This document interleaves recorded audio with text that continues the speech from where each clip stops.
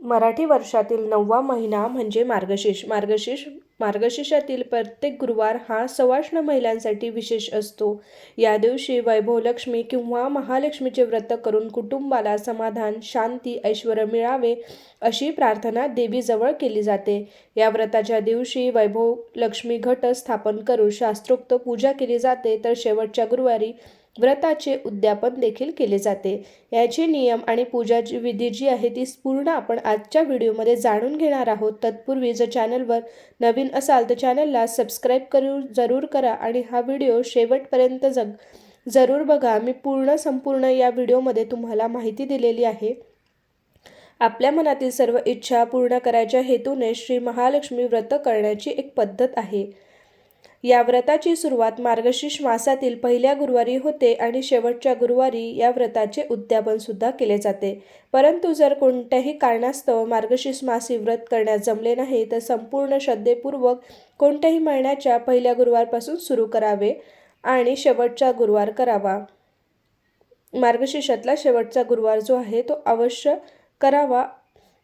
व्रताचे उद्यापन करण्याच्या दिवशी 7 सुवासिनी किंवा 7 कुमारिका घरी बोलावून त्यांना महालक्ष्मी स्वरूप मानून हळदी कुंकू लावावे. आयुष्यात कितीही आनंदी आहात हे महत्त्वाचे नाही, तर आपल्यामुळे किती लोक आनंदी आहेत हे जास्त महत्त्वाचे असते. म्हणून स्वामींचं नाव घेऊन आजच्या व्हिडिओची सुरुवात करूया आणि व्हिडिओ शेवटपर्यंत जरूर बघा आणि व्हिडिओ आवडल्यास तर नक्की चॅनलला सबस्क्राईब जरूर करा आणि सगळ्यांसोबत हा व्हिडिओ शेअर जरूर करा. आता मी ही संपूर्ण तुम्हाला पूजा दाखवते आहे. सर्वप्रथम एक चौरंग मी मांडून घेतला आहे. चौरंगाच्या खाली मी एक कापड टाकून घेतलेला आहे पिवळ्या कलरचं आणि त्या चौरंगावरती लाल कापड टाकलेला आहे आणि त्यावरती तांदूळ मधोमध टाकून घेतलेले आहेत आणि त्यावर एक कलश ठेवलेला आहे. कलशाचा आपल्या तांब्याचा, पितळीचा किंवा तांब्याचा तांब्या ठेवलेला आहे. त्यामध्ये पाणी टाकलेलं आहे आणि पाण्यामध्ये सुपारी, थोडी फुले, हळद, अक्षत, कुंकू आणि पैसा आणि सुपारी टाकलेली आहे आणि त्यावर आता मी 5 झाडांच्या 5 प्रकारचे जे फळझाडं, फुलझाडं असतात त्याच्या 5 प्रकारच्या ज्या छोट्या छोट्या डाळ्या असतात त्यासुद्धा मी आता कलशामध्ये टाकून घेतलेल्या आहे. आणि सर्वप्रथम बाजूला उजव्या हाताला दिवा प्रज्वलित करून घेतलेला आहे. आपण कुठलीही पूजेची मांडणी जी करतो सर्वप्रथम आपण दिवा लावायला विसरायला नको. सर्वप्रथम दिवा लावायचा असतो. कुठल्याही पूजा करताना बरेच लोक पूजा मांडतात आणि नंतर दिवा प्रज्वलित करतात. तसं न करता साईडला आपल्याला पूजेला मधोमध न ठेवता पूजेच्या बाजूला उजव्या हाताला तेलाचा दिवा जो आहे तो आपण लावून घेतो आहोत. तेलाचा दिवा जो आहे तो लावून घेताना सर्वप्रथम त्याच्या खाली आपल्याला थोडे तांदूळ सुद्धा टाकून घ्यायचे असतात. त्यामुळे तांदूळ टाकून घेतलेले आहेत मी आणि दिवा प्रज्वलित केल्यानंतर एक अगरबत्ती सुद्धा लावून घेतलेली आहे. आणि आता तुम्ही बघू शकता कलशाला मी साडी जी आहे ती नेसवलेली आहे आणि तो कलश थोडा खाली वाटत होता म्हणून मी त्याच्या खाली एक डबा सुद्धा ठेवलेला आहे जेणेकरून आपली जी साडी आहे ती व्यवस्थित नेसली जाईल. कारण की ही विकतचीच साडी आहे, पण तुम्ही घरगुती पण मी करू शकता. मी पुढच्या व्हिडिओमध्ये तुम्हाला घरगुती पद्धतीने साडी कलशाला कशी नेसवायची ते सुद्धा दाखवेल. आता मी महालक्ष्मीचा फोटो माझ्याकडे होता तो सुद्धा मी ठेवून घेतलेला आहे आणि आता कलशावर नारळ जे आहे, ओलं नारळ आपल्याला घ्यायचं आहे. बाजारातून आणल्यानंतर ते नारळ सर्वप्रथम आपल्याला धुवून घ्यायचं आहे स्वच्छ आणि धुतल्यानंतर त्याला थोडंसं जर तुमच्याकडे गोमूत्र किंवा गंगाजल असेल तर ते सुद्धा तुम्ही नारळावर शिंपडू शकता. अशा पद्धतीने मी नारळ जे आहे ते ठेवून घेतलेले आहे आणि मुखवटा जो आहे देवीचा तो सुद्धा लावून घेते आहे. आता हा मुखवटा जर व्यवस्थित बसला नसेल तर तुम्ही तो व्यवस्थित बसवून घ्यायचा, कारण की त्या नारळाच्या हिशोबाने आपल्याला मुखवटा बसवायचा असतो. माझा पण मुखवटा जो आहे तो व्यवस्थित बसलेला नव्हता म्हणून मी त्याला थोडंसं सैल केलं. त्या धाग्याला त्या मुखवट्याला धागे बांधलेले असतात ते थोडे सैल करायचे. ज्या हिशोबाने तुम्हाला मुखवटा बसवायचा आहे तशा हिशोबाने बसवून घ्यायचा. आणि पूजा करताना सर्वप्रथम जे काही साहित्य आपल्याला लागणार आहे ते जवळ घेऊन बसायचं. कारण काय होतं, बरेचदा आपण पूजा करण्यासाठी ज्या काही साहित्याची गरज लागते ते जवळ घेऊन नाही बसत, त्यामुळे पूजा करायला फार वेळ लागून जातो. म्हणून सर्वप्रथम जे काही साहित्य आपल्याला लागणार आहे ते आपण जवळच्या जवळ ठेवावं, जेणेकरून लवकर पूजा आपली व्यवस्थित पद्धतीने होईल. पूजेमध्ये कुठेच अडथळे येणार नाही. आता मी जी चुनरी आहे ती फक्त टाकून बघते आहे की ती व्यवस्थित होते आहे की नाही, जेणेकरून नंतर आपल्याला कुठला प्रॉब्लेम नको यायला. कारण पूजेमध्ये जेव्हा आपण चुनरी वगैरे घालतो, दिवे वगैरे लावलेले असतात, त्यामुळे ह्या गोष्टीसुद्धा आपण बघायच्या की कुठे आपल्याला जे चुनरी आहे ती मोठी छोटी नसावी, कारण दिवा वगैरे असतो साईडला, त्यामुळे हिशोबाने आपण सगळ्या बघूनच गोष्टी करायच्या असतात. आता हा जो मुखवटा आहे हा पण मला असा व्यवस्थित वाटलेला नाही आहे बसलेला, म्हणून मी आता ह्याला थोडा धागा जो आहे तो अटॅच करून घेते आहे, लावून घेते आहे. म्हणजे त्याचा धागा जो आहे तो छोटा झाला होता, कारण की आधी हा मुखवटा मी दरवर्षी वापरते, त्यामुळे तो नारळाच्या हिशोबाने प्रत्येक वेळेस आपल्याला बांधायचा असतो. हा आधी जो नारळ होता तो छोटा असल्याने त्या हिशोबाने होता, आताच्या हिशोबाने मी बनवून घेते आहे. त्यामुळे जो धागा आहे तो फक्त कमी जास्त आपल्याला करायचा असतो आणि तो पूजेच्या वेळेसच करायचा, पहिले करून काही उपयोग नसतो. कारण की आपण दरवेळेस नारळ जो आहे प्रत्येक पूजेच्या वेळेस वेगवेगळा आणतो, म्हणजे दरवर्षी जी पूजेला आपण नारळ वापरतो तो वेगळा वापरतो. मागच्या वर्षीचा जो नारळ आहे तो आपण शिरवून द्यायचा असतो, तो वापरायचा नसतो. बरेच लोक फोडतात, पण न फोडता आपण शक्यतो वाहत्या पाण्यामध्ये नारळ जो आहे तो प्रवाहित करायचा असतो, विसर्जित करायचा असतो. आता बघा मुखवटा जो आहे तो व्यवस्थित लावून झालेला आहे. चुनरी जी आहे ती सुद्धा परफेक्ट अशी माझी बसलेली आहे. आईचं रूप जे आहे ते अतिशय सुंदर असं दिसते आहे. आता त्या पद्धतीने आता मी बाकीच्या ज्या गोष्टी आहेत त्या सुद्धा लावून घेणार आहेत. आईला आता आपल्याला सजवायचं आहे. बरेच लोक न सजवता साधं सुद्धा नारळाला पुजतात, तेही चालेल, काही प्रॉब्लेम नाही. हे आपल्याला जसं वाटेल आपल्या हिशोबाने आपण करायचं असतं. ज्याला जशी पूजा छान वाटते तशा हिशोबाने करायचं. मला सजवायला आवडतं, कारण की आपण जसं जेव्हा कुठले सणवार असतात तेव्हा आपण पण स्वतःला छान सजवत असतो, आपण तयार होत असतो, आवरत असतो आपलं स्वतःचं छान. त्याच पद्धतीने ज्या दिवशी आपल्याला देवाची वार असेल किंवा आज महालक्ष्मीचा वार आहे म्हणून महालक्ष्मीला सुद्धा आपण एक छान असं रूप द्यायचं नवरीसारखं, जेणेकरून आपल्या घरामध्ये देवीचं जे अस्तित्व आहे ते पण तिला छान वाटेल आणि देवी माता आपल्यावर नेहमी प्रसन्न राहील. म्हणून आपण देवीला छान सजवून घ्यायचं. मी बघा आता देवीला आपल्याकडे जे काही दागिने असतील ते घालून घ्यायचे आहेत आपल्याला, त्या पद्धतीने आपण पूर्ण सजवून घ्यायचं आहे. आणि सजवल्यानंतर बघा देवीचं रूप जे आहे ते अतिशय खुलून येतं. तुमच्याकडे जर मुखवटा नसेल तर तुम्ही नारळाला सुद्धा अशा पद्धतीने सजवू शकता. तुम्हाला जसं वाटेल तसे. काही लोक सजवतात, काही लोक सजवत नाही. प्रत्येकांकडली पद्धत जी आहे ती आपापल्यानुसार असते, आपापल्या हिशोबाने आपल्याला करायचं असतं. त्यामध्ये काही बंधन नाही आहे की असं करायचं तसं करायचं. आता मी देवीला छान छोटीशी टिकली लावून घेतलेली आहे. तुम्ही कुंकूसुद्धा लावू शकता, पण हा जो मुखवटा आहे ह्यावर मी एक टिकली लावलेली आहे, कारण की ती पण छान शोभून दिसते म्हणून.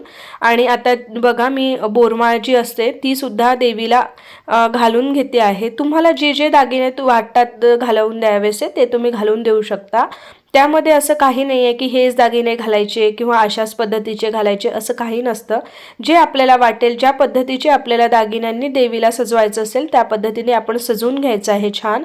आता बघा तुम्ही छान माझी देवी जी आहे ती सजवून झालेली आहे. आता चुनरी जी आहे ती सुद्धा मी लावून घेणार आहे. चुनरीनंतर आपण आता फुले वगैरे जी आहे ती लावून घेऊ शकतो. आपल्याकडे जर वेणी असेल, हार असेल, तो सुद्धा आपण देवीला अर्पण करायचा आहे, छान घालून घ्यायचा आहे. देवीचं रूप ह्यामुळे अत्यंत शोभनीय विलोभनीय दिसायला लागतं, त्यामुळे आपल्याला पण देखील प्रसन्न वाटतं. आता माझ्याकडे एक नथ होती जी मी आधीला वापरायची. माझ्याकडे आधी जे नाकडोळी होती देवीची ती मी नारळाला लावायची आणि त्यावर ही नथ लावायची. पण आता काय झालंय, ह्या मुखवट्याला जे छोटं छिद्र आहे ना देवीच्या मुखवट्याला ते फारच छोटं आहे, त्यामुळे ते नथ जी आहे ती बरोबर बसत नाही. मी तरी बघते आहे, जर ती बसली तर मी आज घालेल, नाही बसली तर माझ्या ज्या मुखवट्याला ऑलरेडी नथीसारखं आहे तेच ठेवेल.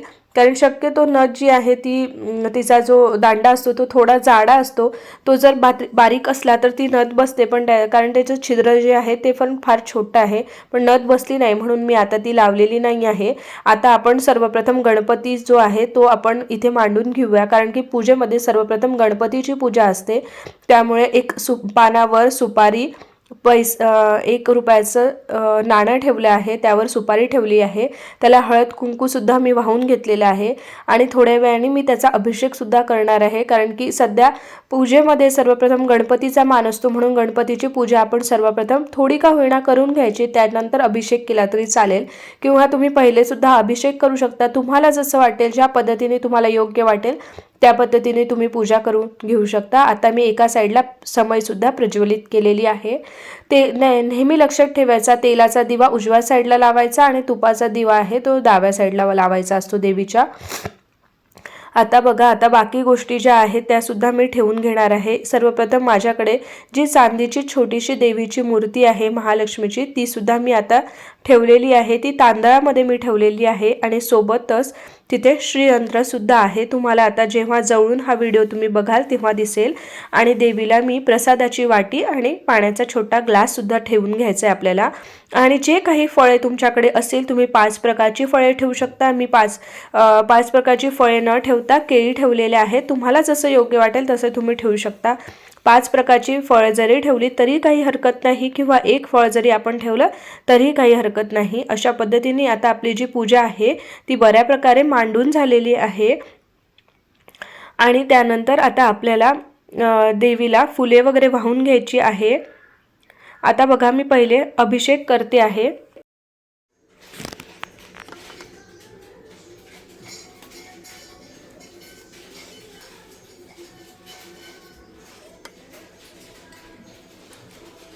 श्री गणेशाय नमः. ओम नमस्ते गणपते त्वमेव प्रत्यक्षं तत्त्वमसि त्वमेव केवलं कर्तासि त्वमेव फलं धर्तासि त्वमेव सर्वं खल्विदं ब्रह्मासि त्वं साक्षादात्मासि नित्यं ऋतं वच्मि सत्यं वच्मि अवत्वमाम् अववक्तारम् अवश्रोतारम् अवदातारम् अवधातारम् अवानुचानुबशिष्यम् अवपश्चातात् अवपुरस्तात् उत्तरातात् अवदक्षिणातात् अवचोर्धातात् अवाधरातात् सर्वतो मा पाहि पाहि समन्तात् त्वं वाङ्मय सतं चिन्मयः त्वमानन्दमय सतं ब्रह्ममय त्वं सच्चिदानन्दादित्योऽसि त्वं प्रत्यक्षं ब्रह्मासि त्वं ज्ञानमयो विज्ञानमयोऽसि सर्वं जगतं तत्त्वो जायते सर्वं जगतं तत्त्वष्टिष्ठति सर्वं जगतं त्वयि प्रतीति त्वं भूमिरापो नलो निलो नमः. त्वं चत्वारि वाक्पदानि त्वं गुणत्रयातीतः त्वं देहत्रयातीतः त्वं अवस्थात्रयातीतः त्वं कालत्रयातीतः त्वं.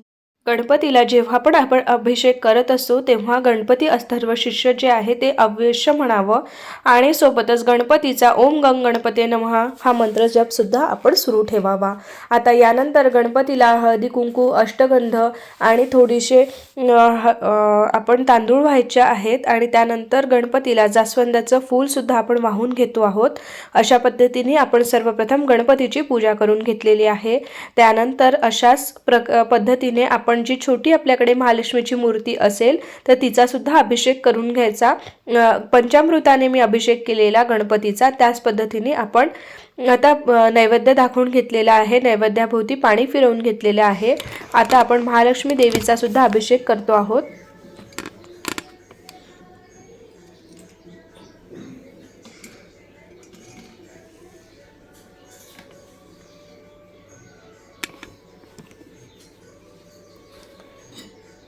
ओम धनतदनं देहि माम, ओम धनतदनं देहि माम, ओम महालक्ष्मी नमो नमः, ओम महालक्ष्मी नमो नमः, ओम महालक्ष्मी नमो नमः, ओम महालक्ष्मी नमो नमः, ओम महालक्ष्मी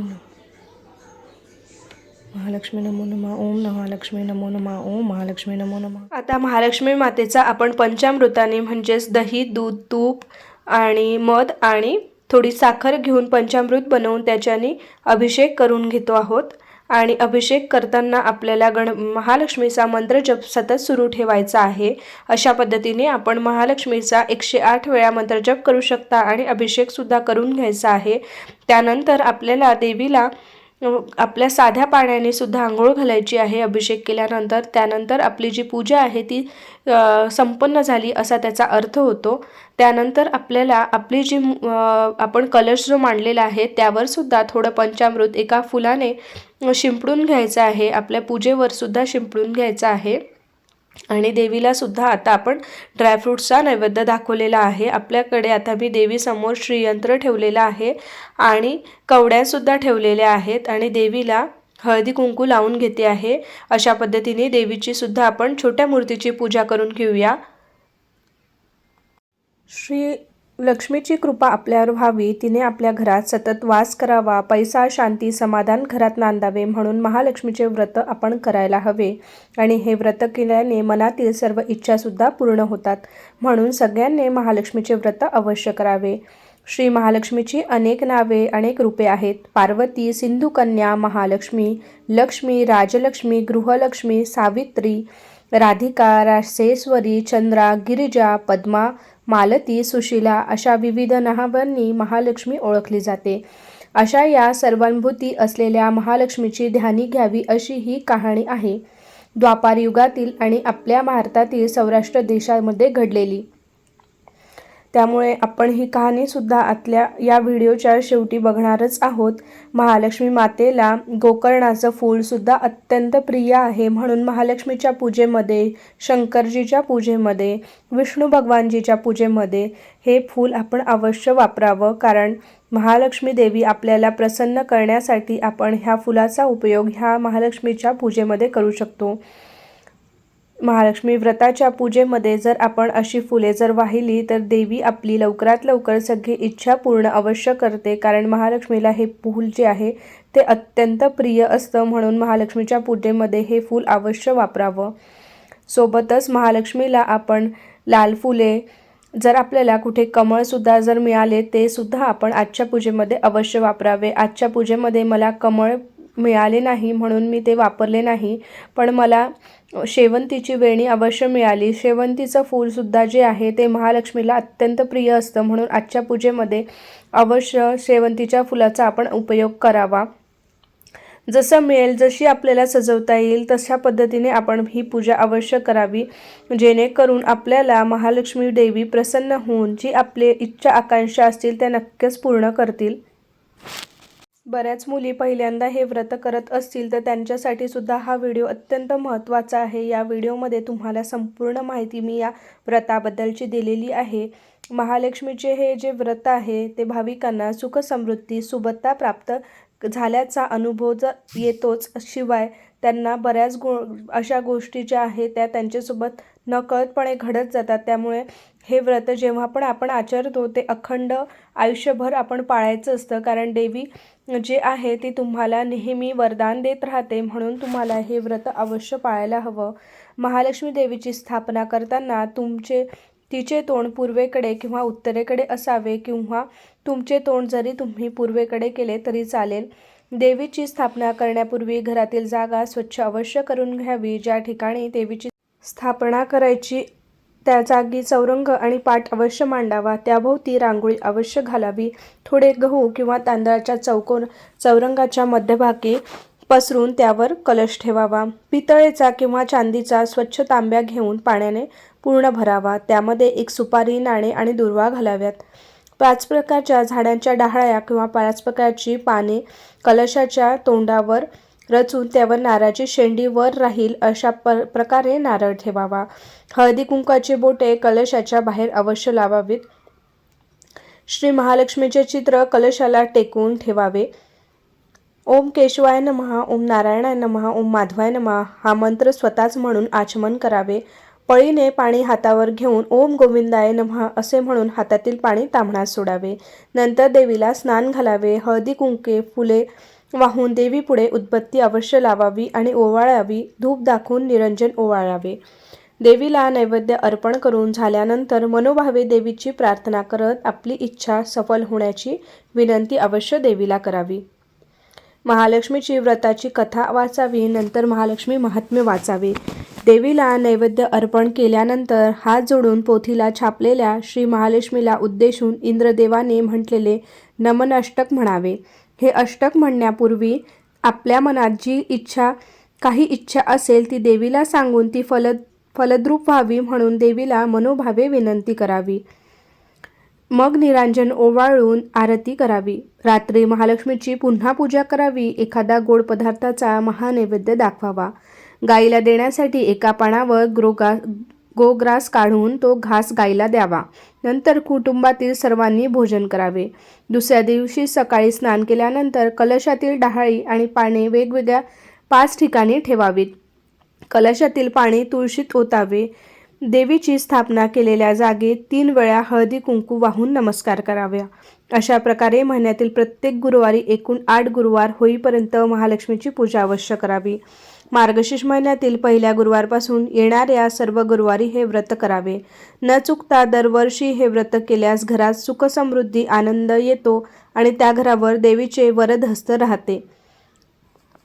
श्री लक्ष्मीदेवीने पद्मपुराणात सांगितले आहे की जो हे माझे व्रत नित्यनेमाने करील तो सदैव सुखी आणि समाधानी राहील. हे व्रत समाधान शांती ऐश्वर्य मिळावे म्हणून तसेच श्री लक्ष्मीची आपल्यावर सदैव कृपा राहावी म्हणून करायचे आहे. आणि व्रत करणाऱ्याने लवकर सकाळी उठून स्नान करावे. शरीर मनाने निर्मळ होऊन पूजाविधी करावा. कोणत्याही महिन्यातल्या शुक्ल पक्षातील पहिल्या गुरुवारी ह्या व्रताची सुरुवात करता येईल आणि दर गुरुवारी श्री महालक्ष्मी व्रत करून देवीची यथासांग पूजा अवश्य करावी. अशा प्रकारे 8 गुरुवार हे व्रत करून शेवटच्या गुरुवारी उद्यापन करावे. आता मी देवीचा हळदीने मळवट भरते आहे. तुम्ही सुद्धा अशा पद्धतीने घरच्या घरी अगदी सोप्या पद्धतीने हळद जे आपल्या घरी जी शुद्ध हळद असेल, घरी बनवलेली हळद असेल, त्यामध्ये थोडंसं गोमूत्र आणि थोडंसं गंगाजल मिक्स करून थोडं गुलाबजलही तुम्ही टाकू शकता. अशा पद्धतीने देवीचा आपण मळवट भरून घेणार आहोत. तुम्ही सुद्धा अशा पद्धतीने मळवट देवीचा भरून घेऊ शकता. बघा आता देवीचं जे रूप आहे ते आणखीनच सुरेख आणि उठून दिसतं आहे. म्हणून अशा पद्धतीने मी मळवट भरून घेतलेला आहे. त्यानंतर ह्यावर आपण छान कुंकुवाने लाल कलरनी कुंकुवाच्या कलरनी आपण देवीला कुंकू लावून घेणार आहोत. म्हणजेच आपलं जे घरातील नैसर्गिकरित्या बनवलेलं कुंकू असेल ते तुम्ही देवीला लावा. तुम्हाला जर घरी कशा पद्धतीने कुंकू बनवतात ह्याचा जर व्हिडिओ हवा असेल तर तो सुद्धा माझ्या चॅनेलवर अवेलेबल आहे. तुम्ही जाऊन चेक करू शकता. मी त्या घरामध्ये कुंकू ज्या पद्धतीने बनवले आहे ते सुद्धा माझ्या चॅनलवर टाकलेले आहे. म्हणून तुम्हाला तो व्हिडिओ जर बघायचा झाला तर तुम्ही चॅनलमध्ये जाऊन बघू शकता. अगदी सोप्या पद्धतीने 10 ते 15 मिनिटाच्या आतसुद्धा आपण घरगुती पद्धतीने कुंकू बनवू शकतो. म्हणून नक्की तुम्ही पण चेक करून बघाल. तुम्हाला पण अगदी घरी कमी खर्चामध्ये घरच्या घरी कुंकू बनवता येईल. त्यानंतर आपल्याला उद्यापनाच्या दिवशी नेहमीप्रमाणे पूजा आरती व कहाणी वाचून झाल्यानंतर 7 सुवासिनी किंवा 7 कुमारिकांना महालक्ष्मी स्वरूप समजून त्यांना हळदी कुंकून देऊन प्रसाद म्हणून एक फळ आणि व्रतकथेची एक प्रत द्यावी. शक्य असल्यास ब्राह्मणाला शिधा आणि दक्षिणा देऊन नमस्कार अवश्य करावा. स्त्री पुरुष दोघेही व्रत करू शकतात. व्रताच्या दिवशी उपवास अवश्य करावा. फक्त केळी दूध फळे खावीत. रात्री भोजन करावे आणि पद्मपुराणात संसारी माणसासाठी हे व्रत सांगितलेले आहे. त्यामुळे पती पत्नी दोघे मिळून हे व्रत करू सुद्धा शकतात. हे व्रत करताना काही आकस्मिक अडचण आली तर पूजा आरती दुसऱ्याकडून करून घ्यावी आणि उपवास मात्र आपण स्वतःच करावा. अशा वेळी तो गुरुवार 8 गुरुवारांमध्ये धरू नये. एकादशी, शिवरात्री किंवा अन्य कोणत्याही उपवासाच्या दिवशी गुरुवारी फक्त पूजा आरती करायला हरकत नाही. रात्री हवे तर भोजन करू नये. काही कारणास्तव ज्यांना दिवसा हे व्रत करता येत नसेल त्यांनी हे रात्री केले तरी चालेल. फक्त दिवसभर त्यांनी उपवास करावा. फलहार घेतला तरी चालतो. व्रतपूजा व महालक्ष्मीची कथा ऐकण्यास शेजारी पाजारी यांना बोलवावे. मात्र एकाग्र व शांतचित्ताने महात्म्य वाचावे. शांतता आणि एकाग्रता असल्यात पोथी वाचन चालू असताना श्री महालक्ष्मीचे अप्रत्यक्षरित्या अस्तित्व जाणवेल. एकाग्रता व मनाची शुद्धता असणाऱ्यांनी बऱ्याचदा सुवासिनींची चांगलीच जाणीव जाणवेल. व्रताची सुरुवात मार्गशीर्ष महिन्यातील पहिल्या गुरुवारी करून 4 गुरुवार हे व्रत करावे. शेवटच्या गुरुवारी या व्रताचे उद्यापन करावे. आता देवीला सगळा नैवेद्य वगैरे माझा सगळा दाखवून झालेला आहे. धूप दीप सुद्धा माझे लावून झालेले आहे. आता फुले जी आहे ती सुद्धा मी आता वाहून घेते आहे. अशा पद्धतीने तुम्ही सुद्धा ही महालक्ष्मीची पूजा करा अशा पद्धतीने सुद्धा आपण साधी सोपी पूजा करू शकतो, अगदी घरच्या घरी. तुम्ही जर नवीन लग्न झालेले असाल किंवा पहिल्यांदा पूजा करत असाल तरी तुम्हाला ह्यामधून बऱ्याच पद्धतीने माझं मार्गदर्शनसुद्धा झालेलं असेल की कशा पद्धतीने आपण देवीची पूजा करू शकतो. अगदी साधंसुद्धा करायचं असतं, काही मोठं या पूजेमध्ये नसतं. आपण सोप्यात सोपी मी तुम्हाला पूजा सांगितलेली आहे, म्हणून तुम्ही करताना अगदी सोप्या पद्धतीने करू शकता. आता बघा मी देवीला छान सजवलेलं आहे. पूर्णपणे आपली देवी जी आहे ती सजवून झालेली आहे. त्यानंतर मी पूजा जी आहे झाल्यानंतर दुसऱ्या दिवशी उद्यापन कसं करायचं ते सुद्धा आता तुम्हाला सांगितलेलं आहे. दुसरा गुरुवार जो आहे तो आपला 21 डिसेंबरला येणार आहे. तिसरा गुरुवार जो आहे तो 28 डिसेंबर रोजी 2023ला येणार आहे. आणि चौथा जो गुरुवार आहे तो 4 जानेवारी रोजी येणार आहे.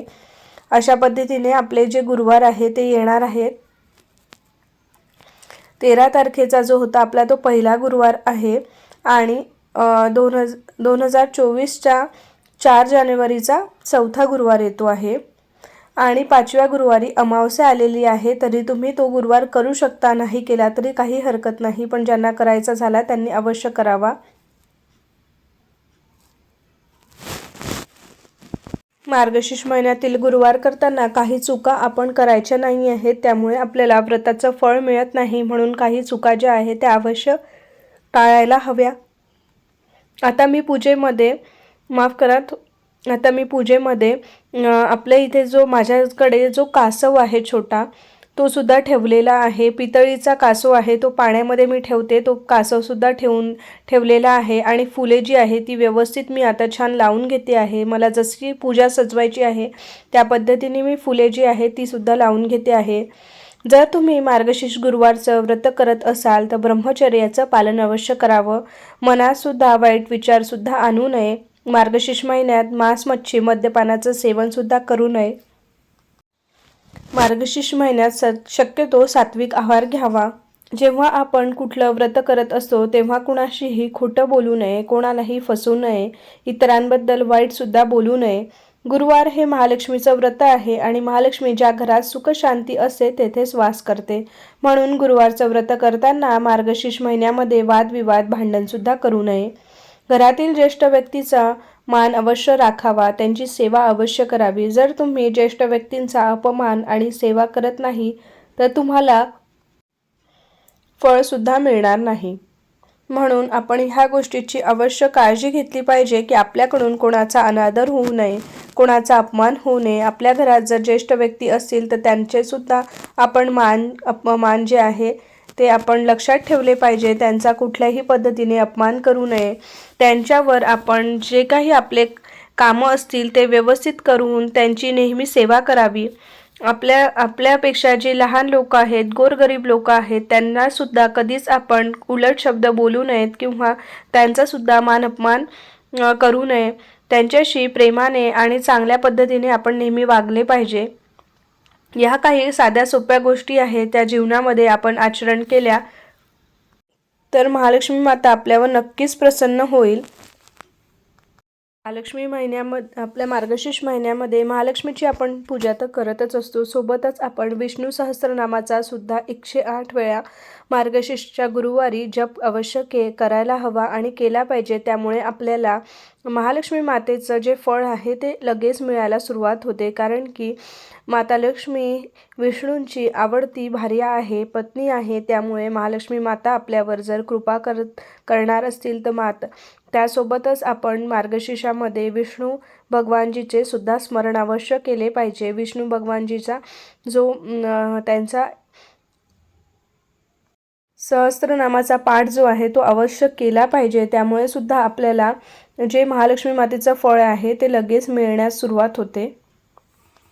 तसेच मार्गशीर्ष महिन्यातल्या गुरुवारी जर पौर्णिमा येत असेल तर त्या दिवशीसुद्धा विष्णू भगवानजीची पूजा करणे खूपच अत्यंत भाग्याचे समजले जाते. कारण भगवान विष्णू, माता लक्ष्मी ह्यांची मनोभावे पूजा केल्याने सारे दोष दूर होतात आणि सुख समृद्धी नांदते असं सांगितलं जातं. सध्या मार्गशीर्ष महिना सुरू आहे, म्हणून पौर्णिमेच्या दिवशी तुम्ही मार्गशीर्षाच्या विष्णू भगवानजीची पूजा अवश्य करावी.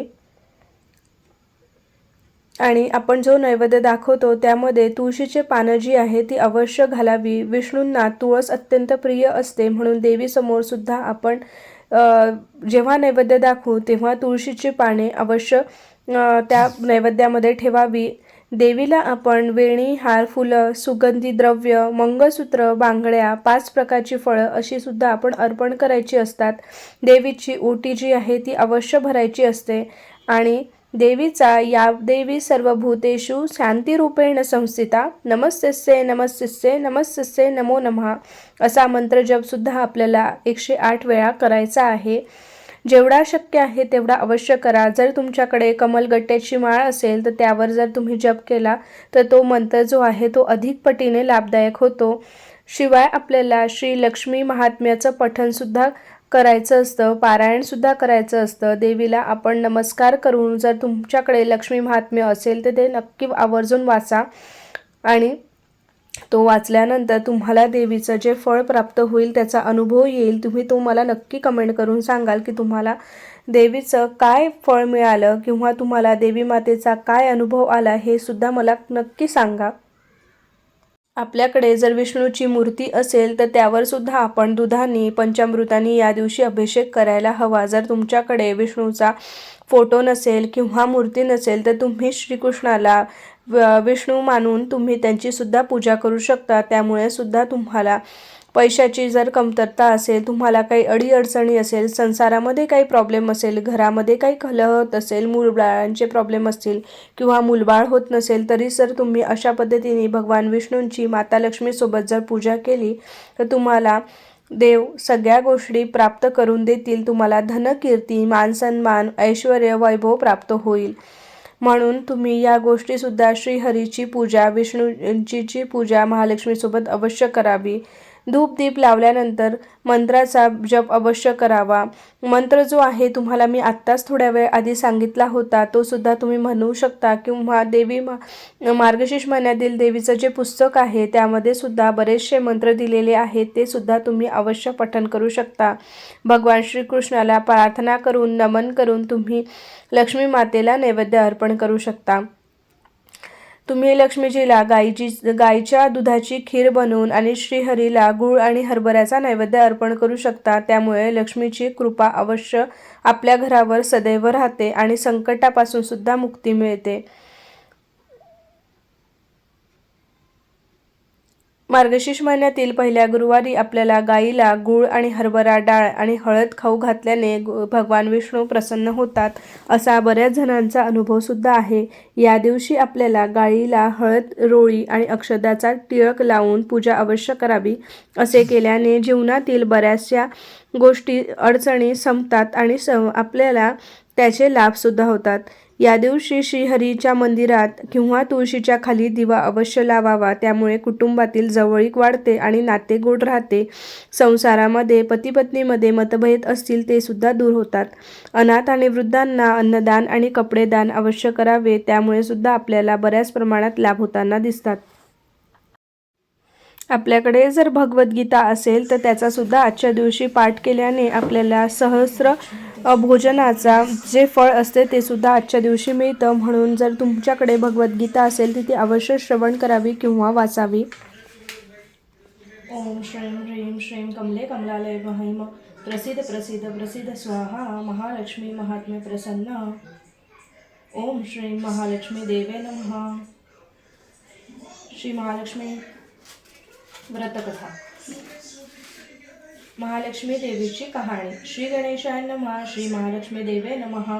ओम श्रीं क्लूं ओम धनदधनं देहि मां. ओम धनदाय नमस्तभ्यो निधिपद्माधिपायचं भवन्तु तत्प्रसादात्मे धनधान्यादी संपदा.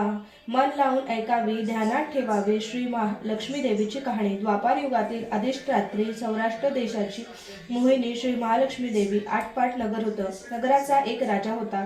त्याचं नाव होतं भद्रश्रवा. तो दयाळू, शूर आणि प्रजादक्ष होता.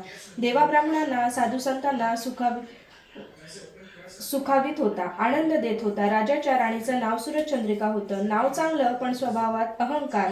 मागील जन्मी ती एका वैश्याची पत्नी होती. तिचं नवऱ्याशी भांडण होई. भांडणानं वैतागली, रागानं घराबाहेर पडली. चालत होती अनवाणी रानातून.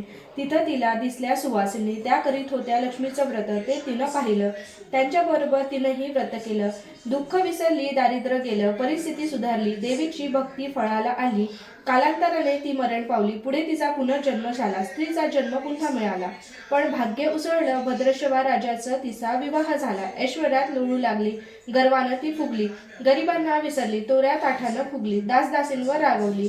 एकदा काय झालं, देवीच्या मनात आलं, राणीला आपण भेटावं, मागच्या जन्माची आठवण द्यावी, ओळखते की नाही हे बघावं. राणी राजवाड्यात सुखाने राहत होती. राजाही कौतुक करी, तिचे लाड पुरवी. त्या दोघांचे पुढे 7 पुत्र आणि 1 कन्या झाली. कन्येचं नाव होतं शांबाला. एके दिवशी काय झालं, देवीनं म्हातारीचं रूप घेतलं. फाटकं वस्त्र नेसली आणि माथी मळवट भासला आणि हाती काठी घेतली आणि काठी टेकीत राणीला भेटायला आली. तिनं आरोळी दिली. अरे, आहे का कोणी घरी? कोणी घास देईल का? दासी बाहेर आली. म्हातारी दारात दिसली. तिनं विचारलं, कोण ग तू? आलीस कुठून? काय काम काढलं आहे? तुझं नाव काय? गाव काय? तुला काय हवं आहे? मधून खोकत हळूहळू आवाजात म्हातारी सांगू लागली, माझं नाव कमला, द्वारकेहून आली आहे ग, राणीला भेटायचंय. कुठं आहे ग राणी? दासी म्हणाली, राणीसाहेब महालात आहेत, सगळ्यांशी गप्पा मारतायत. त्यांना सांगितलं तर माझ्यावर रागवतील. तुला ग त्या कशा भेटतील? मग काय तुझा हा अवतार? तुला पाहून माझ्यावर ओरडतील, उन्हदुन्ह बोलतील. त्यांच्या सख्याही तुला हसतील. तू जरा आडुशाला बैस, मैत्रिणी गेल्या म्हणजे मी सांगते त्यांना. म्हातारी रागवली, मनोमन संतापली. तुझी राणी पैशाला भाळली, माणुसकी विसरली, दरिद्री मेली झाली. आज झाली राणी, पण देवीला विसरली. माझ्यामुळेच ना, मीच तिला व्रत सांगितलं देवीचं, तिनं ते केलं. आता राणी पदावर बसली, देवीला आठवणही राहील नाही. गर्व झालाय संपत्तीचा, पैशाची धुंदी आली आहे, गोरगरिबांची पर्वा नाही. थोड्या मोठ्यांच्या मुली त्या झाल्या मैत्रिणी. म्हातारी, गरीब आणि भिकारीन तिला कोण विचारतंय, पण याचं फळ तिला भोगावंच लागेल. तेव्हा तिचे डोळे उघडतील. जाते मी. दासी घाबरली. तिने म्हातारीला पाणी दिलं. हात जोडून म्हणाली, हे व्रत मला सांगाल? मी ते नेमानं करीन. उठणार नाही, मातणार नाही, घेतला वसा टाकणार नाही, दिलेला शब्द मोडणार नाही. त्या दासीला व्रताचा वसा सांगितला आणि म्हातारी उठली. काठी टेकत निघाली. तोच माडीवरून राणीची कन्या शांबाला धावत आली. ती कळवळून म्हणाली, आजी रागवू नका, चुकली माझी आई. तिच्या वतीनं मी क्षमा मागते, कृपा करा, दिलेला शाप मागे घ्या, पाया पडते तुमच्या. म्हातारीला मुलीची दया आली. म्हातारीनं क्षणभर त्या मुलीकडे पाहिलं आणि तिला लक्ष्मी व्रताचा वसा सांगितला. मुलीचा निरोप घेऊन म्हातारी निघणार, तोच राणी माडीवरून खाली आली. दाराशी येते तर म्हातारी दिसली. राणी ओरडली, ए थेरडे, कशाला ग आलीयस? जा इथून, उठ, भांडतेस ना? जाते की नाही? दुसरं घर नाही दिसतली तुला? म्हातारीनं संतापानं गरगर डोळे फिरवले आणि कपाळावर आठ्या पसरल्या. ती तडक घराबाहेर पडली. दासीनं लक्ष्मीव्रत केलं. तिची परिस्थिती सुधारली. दासी पण गेलं. संसार सुखाचा झाला. पुढे मार्गशीर्ष महिना आला. पहिल्याच गुरुवारी शांबालेचं लक्ष्मीव्रताची सुरुवात केली. सगळे नेमधर्म पाळले. 4 गुरुवार तिनं लक्ष्मीव्रत केलं. शेवटच्या गुरुवारी यथासांग उद्यापन केलं. सिद्धेश्वर राजाचा पुत्र मालाधार, त्याच्याशी शांबालेचा विवाह झाला. राजवैभवातील शांबालेला राजवैभव मिळालं. हा होता लक्ष्मीव्रताचा प्रभाव. सुखासमाधानानं संसार चालू होता. भद्रश्वा व सूरजचंद्रिका राणीचे मात्र भाग्य फिरले. शत्रूने राजावर चाल केली. भद्रश्वाचं राज्य लुबाडलं. सूरजचंद्रिकेच्या राणीप्रत गेलं आणि भद्रश्वाला वाईट वाटलं. पूर्वीचे दिवस आठवले. रानावनात फिरून राजा राणी कष्टाने दिवस काढत होते. भद्रश्वाला कन्येला भेटावंसं वाटलं. तो एकटाच निघाला. चालून दमला. नदी काठावर विश्रांतीसाठी थांबला. नदीकडे येताना राणीच्या दासीनं भद्रश्वाला पाहिलं. घाईघाईनं ती आणलं आणि सन्मानानं नवी वस्त्र आणि अलंकार दिला. शांबाला वडिलांची काळजी घेत होती. काही दिवसांनी राजाला नोकराकडे देऊन राजाला वाटलं आता परत जावं. जावयाला तसं त्यानं सांगितलं. मुलीचा निरोप घेतला. जावयानं मोहरा भरलेला हंडा नोकराकडे देऊन राजासोबत पाठवला. राजा घरी परतला. सूरजचंद्रिकेला भेटला. हंडा पाहून ती आनंदली. घाईनं तिनं झाकण काढलं आज बघते तर काय तिला कोळसेच दिसले. सूरजचंद्रिकेनं कपाळावर हात मारला, नशिबाला दोष दिला, नवऱ्याला सांगितलं. ते ऐकून तोही चकित झाला. दुःख पाठलाग करीत होतं, दारिद्र्य संपत नव्हतं, चिंतेचे सावट पसरत होते, काळजीचा वणवा भडकतच होता. नशिबाचे भोग भोगायचे आहेत. सूरजचंद्रिका घरून निघाली, मुलीच्या सासरी पोचली. तो दिवस गुरुवारचा होता. नदी तीरावर जरा वेळ बसली, दमली होती. त्याचवेळी एक दासी नदीवर आली. तिनं राणीच्या आईला ओळखलं. घाईनं ती महालात गेली आणि राणीला निरोप दिला. तुमची आई आली आहे, नदीकाठी बसली आहे, खूप दमलेली दिसली, तिला आणायला कुणीतरी पाठवा. शांबालेनं सारथ्यासोबत रथ नदीकडे पाठवला. आईला घेऊन यायला सांगितलं. आई रथात बसून महालामध्ये आली. आईला बघता शांबालेनं आनंदाने मिठी मारली. मुलीचं वैभव पाहून तिचं मन तृप्त झालं. तोंडून शब्द फुटेना. आईनं स्नान केलं. मुलीनं तिला पैठणी दिली. सोन्या मोत्यांचे दागिने दिले. आईचं रूप अधिकच खुललं. दुपारची वेळ झाली. शांबालेनं भक्तिभावानं लक्ष्मीची पूजा केली. आरती झाली. धूपदीपांचा वास दरवळला. शांबालेचा कडकडीत उपास होता. भोजनाची तयारी झाली. तिनं आईला जेवायला बोलवलं. सूरजचंद्रिका पाटावर येऊन बसली, पण ती एकदम शांत होती. तिला मागचा जन्म आठवला. लक्ष्मीदेवीच्या कृपेने या जन्मी ती राणी झाली होती. आणि ती म्हणाली, श्यामा, मी देखील तुझ्याबरोबर उपवासच करेन. श्यामा म्हणाली, ठीक आहे. मार्गशीर्ष महिना होता. मुलीनं 4ही गुरुवार व्रत केलं. ते आईनं पाहिलं. तीही उपवास करू लागली. देवीला भक्तिभावानं प्रार्थना करत होती. महिना संपला. घरी जायचा विचार ठरला. पोहोचायला शांबाला सोबत आली. 4 दिवसांनी शांबाला निघाली. मालाधार राजाने पाठवलेला पैशाचा हंडा घेतला आणि त्यात मीठ भरलं. तो नोकराजवळ देऊन ती पुन्हा सासरी आली. गप्पा मारता मारता वेळ कसा जात होता त्याचे तिला भान राहिले नाही. मालाधारानं विचारलं, माहेरून काय आणलं? शांबालेनं सोबत आणलेल्या हंड्याकडे बोट दाखवलं. मालाधाराने उत्सुकतेनं झाकण काढलं. त्याला त्यात काय दिसलं ते मिठाचे खडे. अगं वेडे, मिठाचे खडे कशाला आणलेस? इथं मीठ मिळत नाही का? मीठ मिळतं ना, पण हे मीठ माझ्या वडिलांच्या राज्यातलं आहे. वडिलांचं राज्य सौराष्ट्राचं होतं. त्या राज्यातलं समुद्राचं हे मीठ आहे. समुद्र तीरावर दूरवर माझ्या वडिलांचं राज्य होतं. पण आता शांबालेच्या सांगण्याच्या खोज राजानं हेरला आणि तो विचारात गुंतला. शांबाला म्हणाली, हे मीठ जीवनाचं अमृत आहे. अन्नाला चव येते मिठानंच. मीठ नसलेला पदार्थ अळणी. ज्याचं मीठ खावं त्याच्याशी इमानी राखावी, त्याचं रक्षण करावं. कामात कसूर झाली तर प्रसंगी प्राणार्पणही करावं. मालाधार राजा निश्चयाने उठला. त्याने आपले सेवक सासऱ्याकडे पाठवले. त्यांना बोलावून घेतलं आणि भद्रशवाला काय झालं कळलं नाही. ताबडतोब तो जावयाकडे आला. दोघांची गुप्त बैठक झाली. विचार पक्का ठरला आणि भद्रशवानं अनुमती दिली. मालाधारानं मुख्य सेनापतीला तात्काळ भेटण्यास बोलवलं. सेनापती आले आणि त्यांनी मालाधाराला वंदन केलं. आज्ञा करावी महाराज. ते म्हणाले, भद्रशवाचं राज्य जिंकलेल्या शत्रूवर ताबडतोब स्वारी करा. प्रत्येक सैनिकाच्या हातावर हंड्यातील मिठाचा एक खडा द्या. शपथ देऊन प्रत्येकाला झुंजायला सांगा. राजाची आज्ञा झाली तशी सेनापतींनी व्यवस्था केली. दुसऱ्या दिवशी सोबत सेना घेऊन बेसावध शत्रूवर चाल केली. शत्रूच्या राज्यावर सारे सैनिक तुटून पडले. मालाधाराने सैन्य बेभान लढत होते आणि शत्रू सैनिक जमिनीवर कोसळत होते. सूर्य पश्चिमेकडे जात होता. अंधार हळूहळू पसरत होता. शेवटी मालाधाराच्या सैन्याने शत्रूचा फडशा पाडला आणि अपूर्व विजय मिळवला. भद्रशवाचं राज्य पुन्हा मिळवलं. मालाधारावर आणि शांबालेची ही आनंदाची बातमी सेनापतीनं ताबडतोब कळवली. सेनापतींनी शत्रू राज्यातील खजिना लुटला. अफाट संपत्ती मिळाली. ती पोत्यात भरून मालाधाराकडे आणली. त्या सोन्याच्या मोहऱ्या आणि बरीच नाणी होती. शस्त्रांचा साठाही होता. मालाधाराने भद्रशवा सूरजचंद्रिका राणीस घेऊन यायला सांगितलं. ती आल्यावर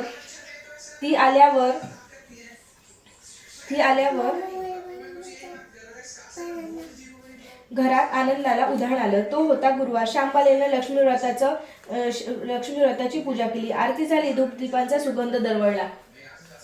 राघव, याला आवाज दे 2 मिनिटं. जा. तिनं आणि तिच्या आईनं उपवास केला. रात्री देवीची आरती झाली. देवीला नैवेद्य दाखवून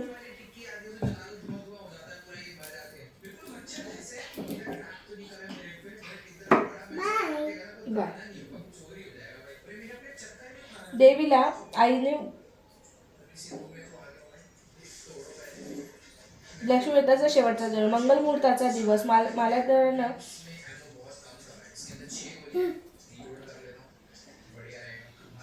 लक्ष्मी व्रताची पूजा केली, आरती केली, घरामध्ये धूपदीपांचा सुगंध दरवळला. तिनं आणि तिच्या आईनं उपवास केला. रात्री देवीची आरती झाली. देवीला नैवेद्य दाखवून सर्वांनी पक्वान्नाचं जेवण केलं. मार्गशीर्ष महिन्यातला हा शेवटचा गुरुवार, लक्ष्मी व्रताचा शेवटचा दिवस, मंगल मुहूर्ताचा दिवस. मालाधरानं बदरशिवाचं राज्य त्याच्या स्वाधीन केलं. त्यानं या व्रताची सांगता केली. राजा राणी सौराष्ट्रात आले आणि सूरजचंद्रिकेनं पुन्हा लक्ष्मी व्रताचा वसा घेतला. तो आजन्म पाळला आणि घरची परिस्थिती सुधारली. राजाचे 7 पुत्र दूरदेशीहून अचानक घरी आले. त्यांना पाहून आई वडिलांना आनंद झाला. या व्रतामुळे राजा राणी सुखी झाले. दुःखाचे वादळ सडले. अशी 60 उत्तराची कहाणी. 5 उत्तरी सुफळ संपूर्ण. सर्वांनी देवीला वंदन करावं आणि त्यांचं घर सदैव आनंदित राहावं अशी लक्ष्मी देवीला प्रार्थना करावी.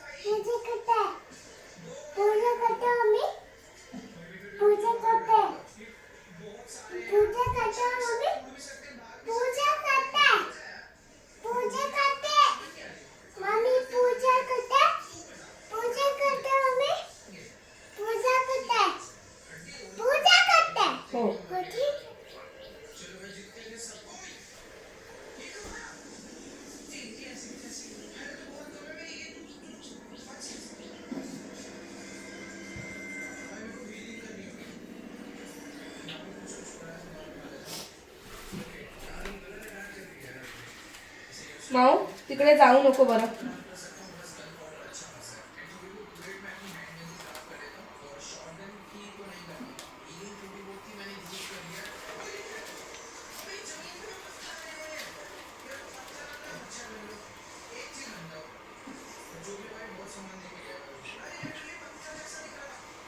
करुणी वंदन सद्भाव धरुण, लक्ष्मी चरण पावन रे. कमल आसन कमल वदन, कोमल ते मन लक्ष्मीचे. चक्र गदा हाती माता आदिशक्ती, प्रसन्न ती मूर्ती. जगन्माता जगाला आधार, सार्वी व्यवहार दिव्य अलंकार शोभती ते. प्रसन्न होईल धनधान्य देईल, संकट येईल दूर माझ्या. देवी ही प्रार्थना सुख समाधान, कुटुंब कल्याण वर देई.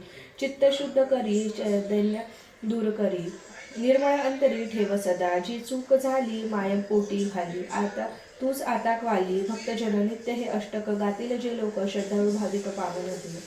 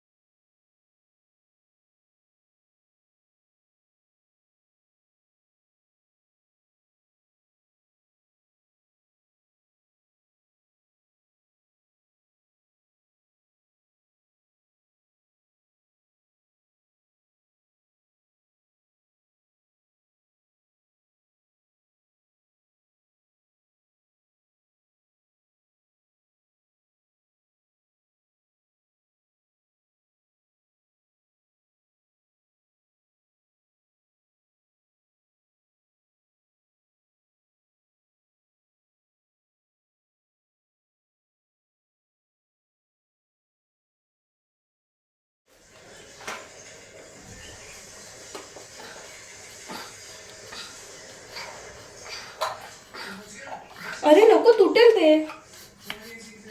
माऊ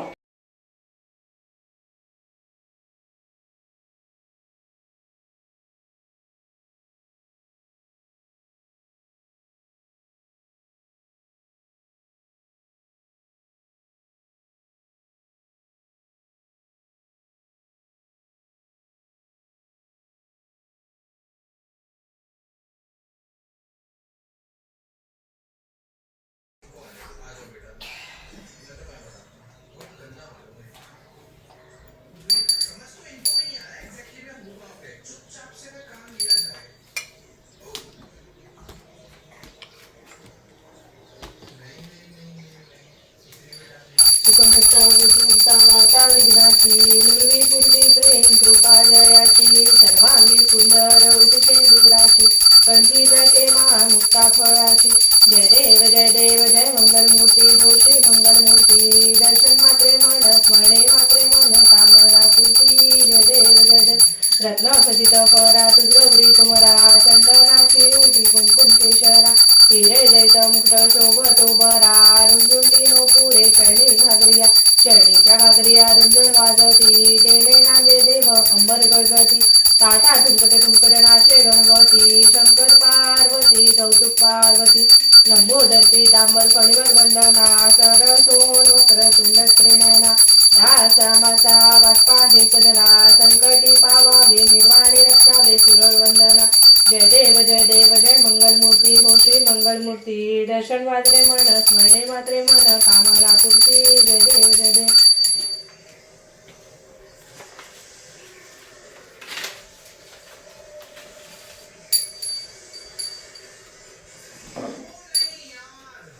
देव जय देवी जय महालक्ष्मी, वसती व्यापक रूपे सुतूल सुखी. जय देवी करवीर पूर्वासिनी, सुरवर मुनी माता, पूर्वर वरदायिनी मुखर्प्रिय काता, कमलाकारे जठी जन्मविला ठाता, सहस्रवदनी भुवर्ण पुरी गुणगाता. जय देवी जय महालक्ष्मी, वसती व्यापक रूपे सुतूल सुखी. जय देवी मातुलिंग गदा खेटक रविटिळणी, झळके हाटक वाटी पियुष रसपाणी, माणिक रसना सुरंग वसना मृगनयनी, शशिकर वदरा जसमधराजी जननी.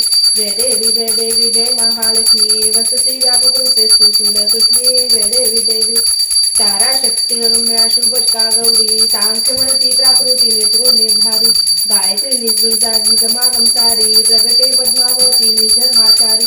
जय देवी जय महालक्ष्मी, वसती व्यापक रूपे सुतूल सुखी. जय देवी अमृत भरिते सरिते अधुरिते वारी, मारी दुर्गट सुरा बहुदुस्तर सारी, पाळी वारी माया पटल प्रणवत वरिवारी, हे रूपचिता धूप दावी निर्धारी.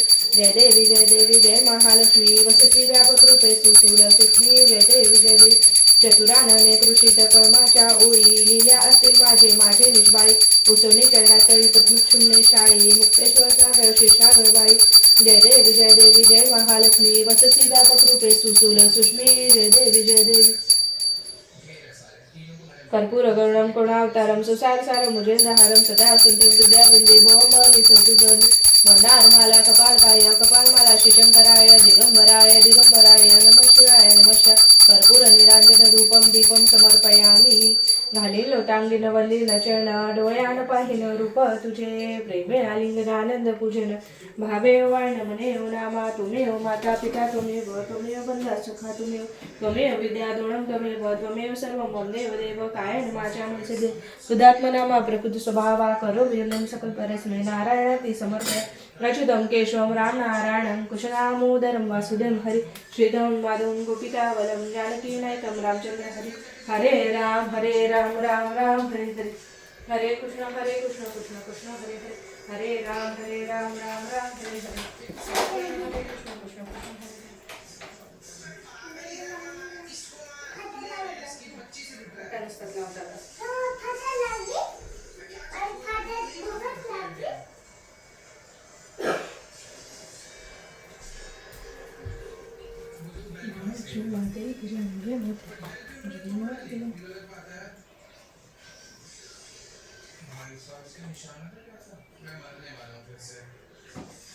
माऊ, तू ते घ्यायला जाऊ नको, माझं डोकं खाऊ.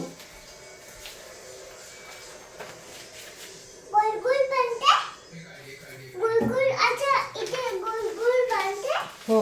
अच्छा देखो देखो देखो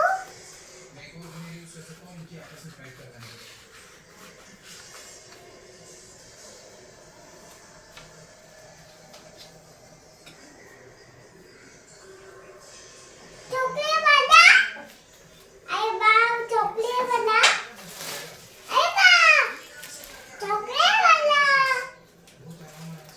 ये भाऊ जेवण